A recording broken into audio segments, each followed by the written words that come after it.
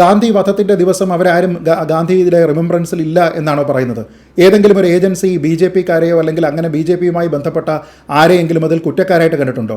ഏത് സാഹചര്യത്തിലാണ് അന്ന് RSS നിരോധിക്കപ്പെട്ടതും പിന്നീട് പട്ടേലിനും നെഹ്റുവിനും ആ നിരോധനം പിൻവലിക്കേണ്ടി വന്നതും എന്തിൻ്റെ പേരിലാണ്? അപ്പോൾ നിങ്ങൾക്കൊരു ഏജൻസിയെ സസ്പെക്ട് ചെയ്യാം, നിങ്ങൾക്ക് എൻക്വയറി നടത്താം, നിങ്ങൾക്ക് അതിൻ്റെ പേരിൽ റിപ്പോർട്ട് കിട്ടാം.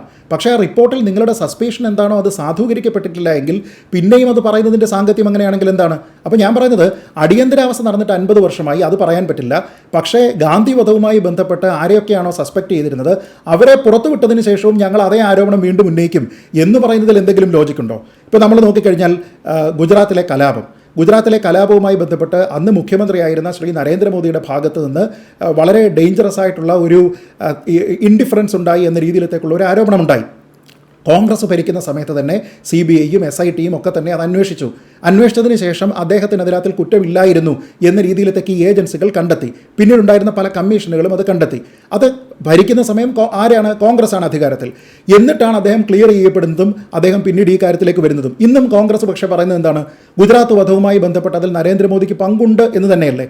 അപ്പം നമുക്ക് അനുകൂലമാക്കുന്ന വിഷയങ്ങളിൽ എത്ര പഴയ വിഷയങ്ങൾ വേണമെങ്കിലും നമുക്ക് ചർച്ച ചെയ്യാം. പക്ഷേ നമുക്കെതിരായിട്ടുള്ള വിഷയങ്ങളിൽ അതിനെപ്പറ്റി പറയാൻ പറ്റില്ല എന്ന് പറയുന്നത് ഒരു ഇരട്ടത്താപ്പാണ്.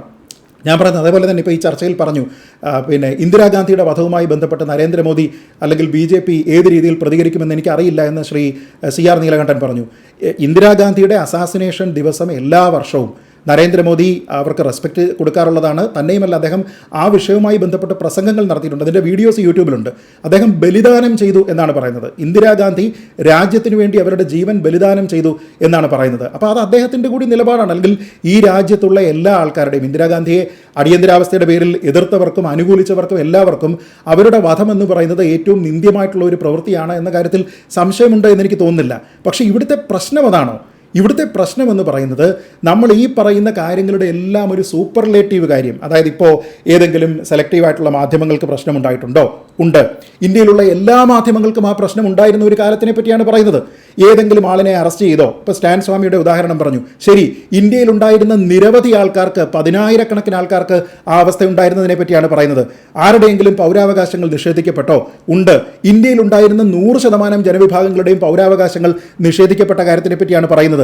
അതിനോടൊപ്പമാണ് ഭരണഘടനയെ സസ്പെൻഡ് ചെയ്യുന്ന രീതിയിൽ, ജനാധിപത്യ പ്രക്രിയയിൽ ഏറ്റവും അടിസ്ഥാനമായിട്ടുള്ള തെരഞ്ഞെടുപ്പുകളെ സസ്പെൻഡ് ചെയ്യുന്ന രീതിയിലത്തേക്കുള്ള പ്രവർത്തനമുണ്ടായത്.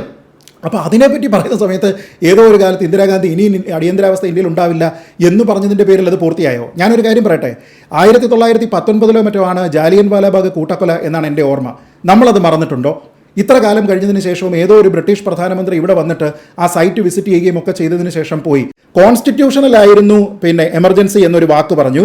ഇന്റേണൽ സെക്യൂരിറ്റിയും പ്രിവി പേഴ്സിനെ പറ്റിയും ജയപ്രകാശ് നാരായണനെ പറ്റിയും പറഞ്ഞു. രാജ്നാരായണനെ പറ്റി പറഞ്ഞില്ല. രാജ്നാരായണനെ പറ്റിയും അലഹബാദ് ഹൈക്കോടതിയുടെ വിധിയെയും പറ്റി പറഞ്ഞില്ല. അലഹബാദ് ഹൈക്കോടതിയുടെ വിധി വന്നതിന് ശേഷം ഇന്ദിരാഗാന്ധിയുടെ തെരഞ്ഞെടുപ്പ് റദ്ദാക്കാൻ പോകുന്ന സാഹചര്യത്തിലാണ് ഇന്ത്യയിൽ എമർജൻസി ഡിക്ലെയർ ചെയ്യപ്പെട്ടത് എന്നതിനെപ്പറ്റി പറഞ്ഞില്ല. അതുമാത്രം എന്താണ് പറയാതിരുന്നത്? അന്ന് ഈ പറഞ്ഞ അതേ ടൈംസ് ഓഫ് ഇന്ത്യ അന്ന് പറഞ്ഞ എന്താണ്, ഒരു ട്രാഫിക് ടിക്കറ്റിനോ മറ്റോ ഒരു പ്രധാനമന്ത്രിയെ ഫയർ ചെയ്യുന്നതിന് തുല്യമായിട്ടുള്ള കാര്യമായി പോയി എന്ന്. അപ്പോൾ അവർക്ക് ബയാസില്ല.